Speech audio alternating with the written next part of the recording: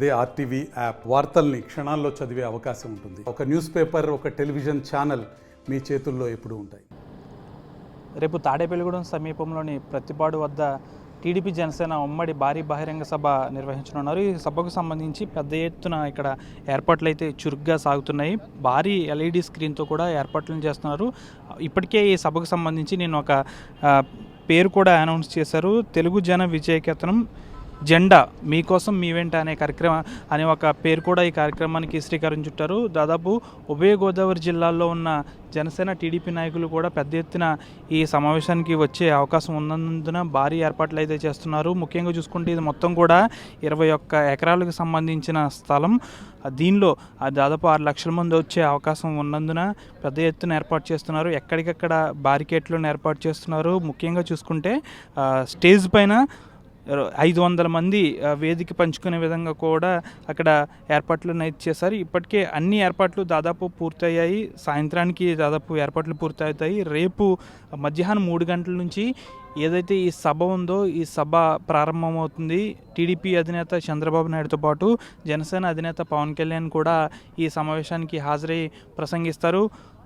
TDP Janasena పొత్తు కుదిరిన తర్వాత మొట్టమొదటి భారీ బహిరంగ సభ కావడంతో 175 నియోజకవర్గాల నుంచి కూడా టీడీపీ నాయకులు, జనసేన నాయకులు పెద్ద ఎత్తున తరలివచ్చే అవకాశం ఉన్నందున భారీ ఏర్పాట్లను చేస్తున్నారు. అంతేకాకుండా ఎప్పటికప్పుడు ఇక్కడ ఏర్పాట్లను కూడా పర్యవేక్షిస్తున్నారు. ఇటు టీడీపీ ఇన్ఛార్జ్ వలవల బాబ్జీతో పాటు జనసేన నియోజకవర్గ ఇన్ఛార్జ్ తాడేపల్లిగూడెనికి సంబంధించి ఇరువురు ఇన్ఛార్జీలు బొలిశెట్టి శ్రీనివాస్ కూడా ఎప్పటికప్పుడు ఏర్పాట్లను పర్యవేక్షిస్తున్న పరిస్థితి.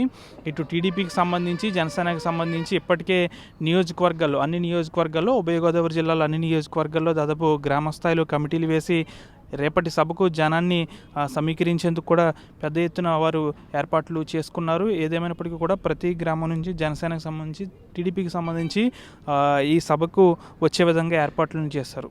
ముఖ్యంగా చూసుకుంటే గత కొన్ని రోజుల నుంచి కూడా టికెట్ల వ్యవహారంలో కాస్త ఇబ్బందికరమైన పరిస్థితులు ఉన్నాయి. అనుకున్న కాడికి జనసేనకు టికెట్లు లభించకపోవడంతో చాలా వరకు కూడా జనసేన నాయకులు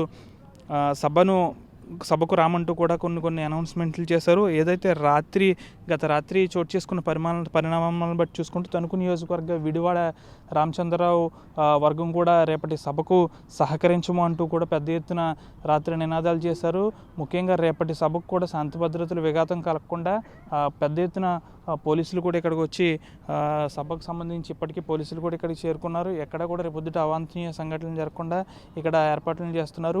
నేషనల్ హైవేకి పక్కనే ఉన్న ఈ సభాస్థల్లో పెద్ద ఎత్తున జనం వచ్చే అవకాశం ఉన్నందున హైవే మీద ఎక్కడా కూడా వాహనాలు లేకుండా ఇప్పటికే ఏర్పాట్లను కూడా చేస్తున్నారు. ఏదేమైనప్పుడు కూడా టిక్కెట్ల వ్యవహారంలో కాస్త అసంతృప్తిగా ఉన్న జనసేన నాయకులు ఇక్కడ రేపొద్దుట ఏమన్నా ఇక్కడికి వచ్చి ఏమన్నా గొడవలు పెట్టే అవకాశం ఉందా అంటూ కూడా ఒక ఊహాగానాలు అయితే వ్యక్తమవుతున్నాయి. కానీ ఎక్కడికెక్కడ జనసేన నాయకులు టికెట్ల విషయంలో కూడా సంతృప్తి పరిచే విధంగా వారికి పలు సూచనలు, సలహాలు కూడా ఇస్తున్నారు. ఇటు విడివాడ రామచంద్ర వర్గం పక్కనే తణుకు నియోజకవర్గంలో అతనికి టికెట్ లభించకపోవడంతో గత రాత్రి ఆయన వర్గం కూడా ఇక్కడికి వచ్చి నాదెండ్ల మనోహర్ వైపు వ్యతిరేకంగా నినాదాలు కూడా చేశారు. ప్రస్తుతానికైతే నియోజకవర్గంలో ఇక్కడైతే శాంతి భద్రతలు పూర్తిగా నెలకొన్నాయి. కానీ రేపొద్దున ఎటువంటి అవాంఛనీయ సంఘటనలు కూడా జరగకుండా ఇటు టీడీపీ జనసేన నాయకులు కూడా అన్ని ఏర్పాట్లను చేసుకుంటున్నారు. రేపు మధ్యాహ్నం 3 గంటల నుంచి సభ ప్రారంభం కానుంది. ఈ సభలో చంద్రబాబు నాయుడు, జనసేన అధినేత పవన్ కళ్యాణ్ ఏం ప్రసంగిస్తారనే దానిపైన తీవ్ర ఉత్కంఠ అయితే నెలకొంది.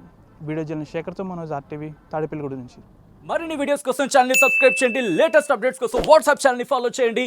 అండ్ లింక్ డిస్క్రిప్షన్ లో ఉంది.